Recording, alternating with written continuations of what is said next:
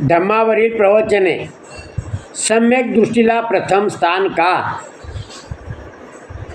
अष्टांग मार्गापैकी सम्यक दृष्टी हे एक थोर तत्व आहे. सम्यक दृष्टी ही श्रेष्ठ जीवनाची प्रस्तावना आणि गुरकलीच आहे. सम्यक दृष्टीचा अभाव हे सर्व पापाचे मूळ होय. सम्यक दृष्टीची वाढ व्हायला सर्व सृष्टी चमत्कार हे कार्यकारण भावाची प्रक्रिया आहे असे पाहायला शिकले पाहिजे. सम्यक दृष्टी म्हणजे कार्यकारण भावाची ओळख. सम्यक दृष्टी म्हणजे कार्यकरण भावाची ओळख. भिक्खू हो, ज्यांची दृष्टी संकल्प, वाणी, कर्म, उपजीविका, साधना, स्मृती आणि समाधी मिथ्या आहेत, ज्यांचे ज्ञान आणि मुक्ती ही मिथ्या आहेत, ज्यांचे प्रत्येक कार्य, वचन, विचार, ऐच्छिक कार्य, आकांक्षा, निग्रह आणि सर्व व्यापार ही सर्व अशा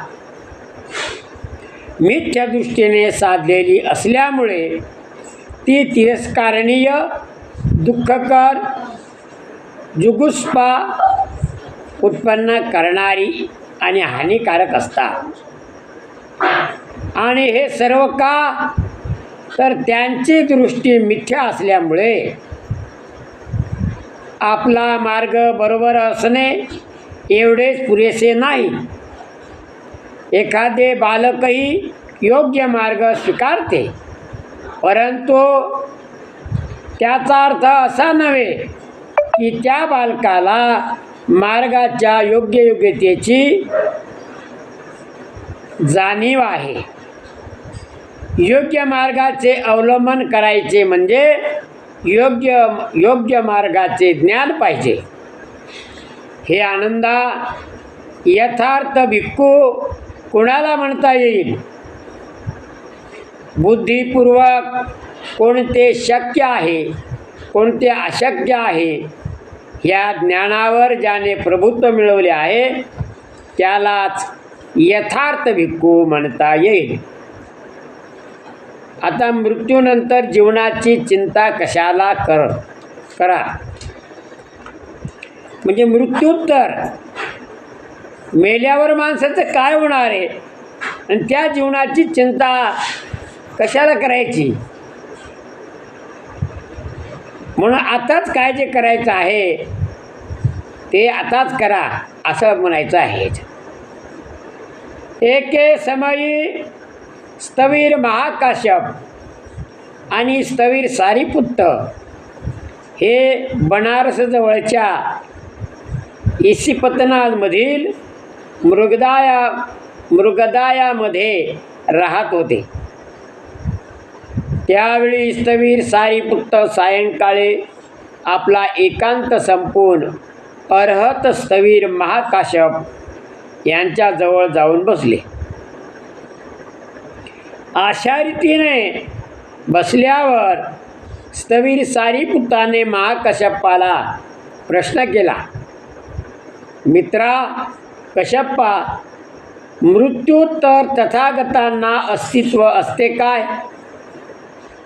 म्हणजे मेल्यानंतर तथागताचं अस्तित्व असते काय? तथागतांना मृत्यूत्तर अस्तित्व असते किंवा नाही या संबंधी भगवंतांनी काही सांगितलेले नाही. मग मित्रा, तथागतांना मरणोत्तर अस्तित्व असते आणि अस्तित्व नसते अशा दोन्हीही गोष्टी मानावयाच्या काय? असा सारीपुत्ताने त्या महाकश्यपाला प्रश्न केला. मग तो म्हणतो, मित्रा, हे सुद्धा भगवंतांनी म्हटलेलं नाही. असं सुद्धा भगवान बुद्धाने काही सांगितलेलं नाही.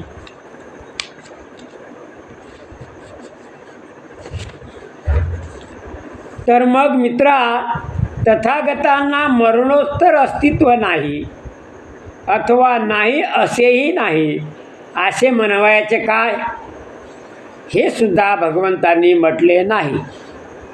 मित्रा, हे भगवंतांनी का म्हटलेले नाही? कारण हा प्रश्न मानवतेच्या हिताशी किंवा श्रेष्ठ जीवनाच्या तत्वाशी संलग्न नाही. तो प्रश्न आपणाला प्रज्ञा किंवा निब्बाण यापैकी काहीच साधून देत नाही. आणि म्हणूनच भगवंतांनी या प्रश्नाचे उत्तर दिलेलं नाही. चॅप्टर 3, देवाची प्रार्थना किंवा त्याचे आवाहन करणे हे व्यर्थ आहे. देवाची प्रार्थना किंवा त्याचे आवाहन करणे हे व्यर्थ आहे. त्या देवाला विनवणी करणं व्यर्थ आहे, चुकीचं आहे. कारण देव नावाची वस्तूच या जगामध्ये अस्तित्वात नाही. आणि त्या देवाची प्रार्थना करणे किंवा त्याचे आवाहन करणे हे व्यर्थ आहे, चुकीचं आहे, अज्ञानाचं आहे. अज्ञानी लोकच ते करतात. ज्यांना ज्ञान असेल तो मनुष्य अशा देव नावाच्या गोष्टीची प्रार्थना किंवा आराधना किंवा त्याला आव्हान किंवा त्याला विनवणी ते करणार नाही. एकदा भगवंत वसिष्ठाला उद्देशून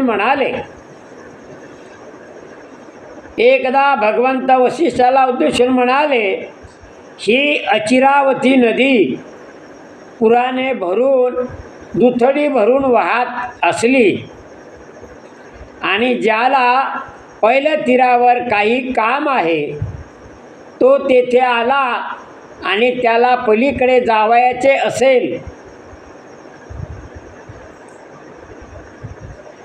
आणि तो ह्या काठावर उभा राहून पहिल्या तीराला म्हणजे पलीकडच्या काठाला उद्देशून बोलू लागला, हे पहिलं तीरा, हे पलीकडच्या काठा, इकडे या बाजूला ये. अशा त्याने कितीही प्रार्थना केल्या, विनवण्या केल्या, तर ते पलीकडचा किनार, पलीकडचा काठ किंवा पलीकडचे तो कडा, पहिलं तीर अलीकडच्या कडेला येणार नाही. तर हे वसिष्ठा, अचिरावतीचे पहिलं तीर त्या माणसाच्या प्रार्थनेने आणि आव्हानाने, आशा करण्याने आणि स्तुती करण्याने त्याच्याजवळ येईल काय, असा प्रश्न केलेला आहे.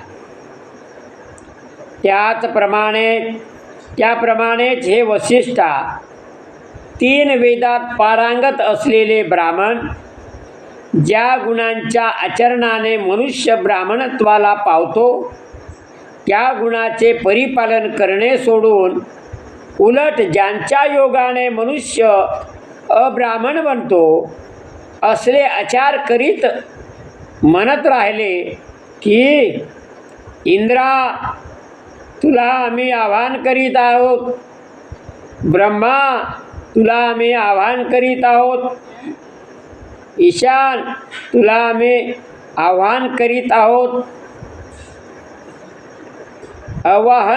आहोत, प्रजापती, तुला आम्ही आवाहन करीत आहोत. तर वसिष्ठा, हे ब्राह्मण आपल्या आवाहनाने, प्रार्थनेने, आशा करण्याने आणि स्तुती करण्याने आपल्या मृत्युत्तर ब्राह्मणाबरोबर एकरूप होतील काय? खरोखर असे कधीच होणार नाही.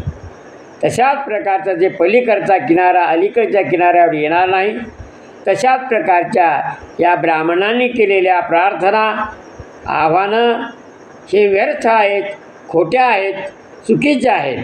सर्वसामान्य माणसाला बनवाबनवी करण्यासाठी ते बनवलेले मंत्र आहेत. आणि सर्वसामान्य बहुजन या मंत्राच्या आरी जाऊन आपण त्याच्या हातानं पूजा अर्चा करतो आणि ते खरं आहे असं समजतो. जोपर्यंत तुम्ही स्वतःच्या बुद्धीचे निर्णय घेणार नाही तोपर्यंत तुम्ही कितीही शिकले, कितीही शहाणे झाले तर तुम्ही मानसिकदृष्ट्या डॉक्टर झाले, इंजिनियर झाले, वकील झाले तरीसुद्धा तुम्ही मानसिकदृष्ट्या त्यांचे गुलाम आहात. आजसुद्धा कितीतरी विद्वान लोक आहेत, डॉक्टर आहेत, वकील आहेत, इंजिनियर आहेत बहुजनामधले, परंतु आजही त्या आपल्या गाडीला एक मिरची, एक निंबू, एक बिबा त्या गाडीला लटकवतात, घराला लटकवतात. कशासाठी? संकट दूर जाण्यासाठी. असं जर झालं असतं तर मग हे संकट आलेच नसते, त्यानं जर दूर झाले असते तर. पण हे आम्हाला या लोकांनी शिकवलेलं आहे, बाळपणापासून आमच्या डोक्यामध्ये बसवून दिलेलं आहे अंधश्रद्धा. आणि ती अंधश्रद्धा आमची जोपर्यंत तुम्ही बुद्धाचं तत्त्वज्ञान स्वीकारणार नाही तोपर्यंत तुमच्यातून ती जाणार नाही.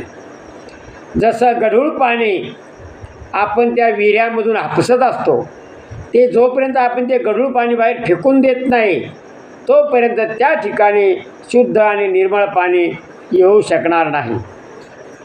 तशाच प्रकारचे जोपर्यंत तुम्ही अंधश्रद्धा हे वाईट विचार किंवा चुकीचे वर्तन सोडून देणार नाही, त्या दगडाधोंड्याच्या देवाच्या पूजा सोडणार नाही तोपर्यंत तुमची बुद्धी ही गहाण असेल, नाही का?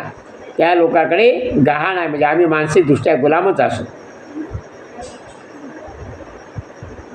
तर आता विशिष्ट अन्न सेवनाने मनुष्य पवित्र होत नाही.